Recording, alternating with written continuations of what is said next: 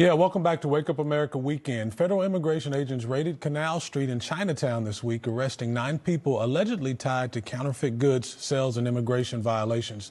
Now, officials said several suspects had prior criminal records. For more, we are joined by former DEA country attaché Wes Tabor and senior research fellow border security Simon Hankinson. Welcome, gentlemen. Morning. We also have our special guest, Cherie Murray, as well as Charles Love. Now, Canal Street has long been obviously a hot spot for illegal street vending and fake luxury goods, among other things. And some of those arrested this week had lengthy criminal histories for drug trafficking, robbery, domestic violence, and on and on. So, Wes, why are city leaders criticizing federal agents for enforcing immigration and counterfeit laws in Chinatown instead of supporting this effort?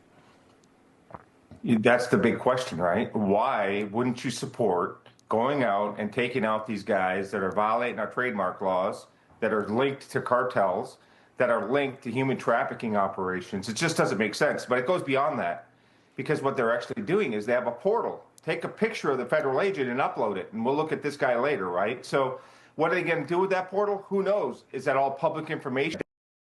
Who these agents are? It all goes back to this.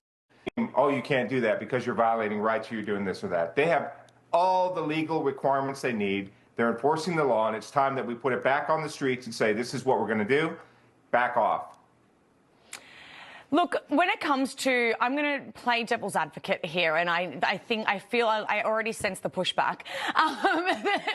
But people come to New York sometimes. Like, people will actually come here to go to Canal Street to get those counterfeit goods. This is not something new. They have been coming here for Charles. People come here for this, and it's kind of just part of Canal Street's charm in a way, is it not?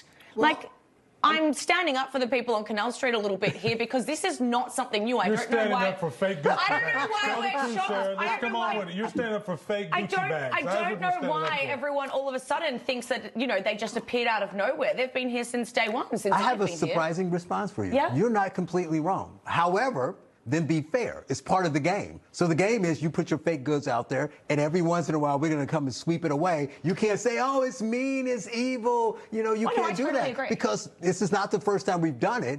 And so there's lots of things that you do. I don't want any laws. Look at TW, look at me. I don't want any laws not enforced. But at the same time, you're not going to capture everything. But when you do, we shouldn't have citizens and politicians saying it's unfair and doxing officers. It's wrong. And whenever you decide to sweep it, you can sweep it. Simon, let's get you in here. I mean, surely you're a voice of reason. You're not standing up for fake Gucci, are you? What are your thoughts?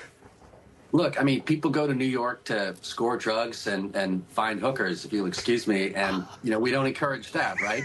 It is kind of a cat and mouse game, but I'm sorry, these guys are selling knockoff goods, so they're ripping off designers and manufacturers and American businesses and enriching the Chinese factories, and I'm assuming that's probably where most of them are made, that make these products, and they're blocking up the sidewalk. I read in the Wall Street Journal yesterday that people were saying for the first time they could walk down Canal Street without having to go into the road off the sidewalk. So I would say it's a win for law and order. If you're going to have rules, enforce them. If we want to get rid of intellectual property rules, we could do that. If we want to allow anybody to sell anything on the sidewalk on a blanket, we could do that. I've lived in countries where that's the case, but they're kind of chaotic. Just so everyone is clear, I do not own any fake Gucci, and I have never shopped at any of those people on Canal Street. Cherie, let's give you the final word here. Well, I think it's interesting, the protest against, our federal officers. I think that the protesters should take it up with Congress. They're the ones who makes the laws, right? And so these are the laws on the books. They're just enforcing the laws. And the hysteria, I think, is a bit over. It's just too much. But, the real point here is they are counterfeit goods, whether it's Chinatown or Midtown Manhattan, and they're breaking the law. All right. Good point. And it's not taxed. That's the other thing, too. These are people who are, getting here and not paying their fair share, for sure, when it comes to paying, the taxes that are due. So interesting story. Certainly, we made light of the fact about fake goods, but the idea that, ICE officers are being attacked, that is something. No, that is something that is completely. Yeah. And I've been out with these ICE officers. They're lovely people, and they're doing their jobs, and, they don't deserve to be doxxed the way that they are. Totally agree. Well, Wes Tabor, Simon Hankinson, thanks so much for joining us. And Flip and Cherie, Here we go. Sorry, guys. Sorry, the audience doesn't know, but there's a joke behind that. Yeah. We had a previous guest named Flipped who does a great job, too. So, Charles, always a pleasure to have you all. It's a great show and a great start to the morning. Thanks, guys. Thank you.